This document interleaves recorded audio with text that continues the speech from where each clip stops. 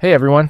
In today's tutorial, we're exploring a straightforward and effective way to remove a person from a photo or any object using Canva's AI-powered tool. Let's dive right in and get started. Once your photo is in place, expand it and click on the photo to select it and adjust the photo.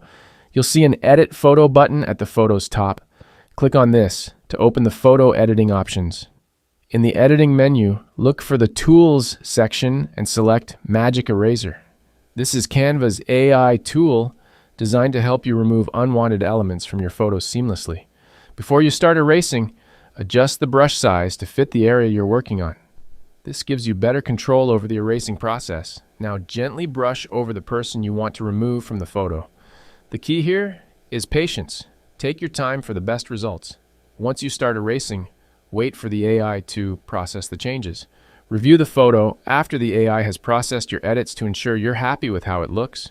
If necessary, you can make additional adjustments using the same or different tools.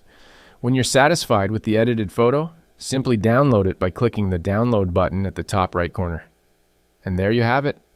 You've just learned how to remove a person or any object from a photo in Canva using the AI-powered Magic Eraser tool.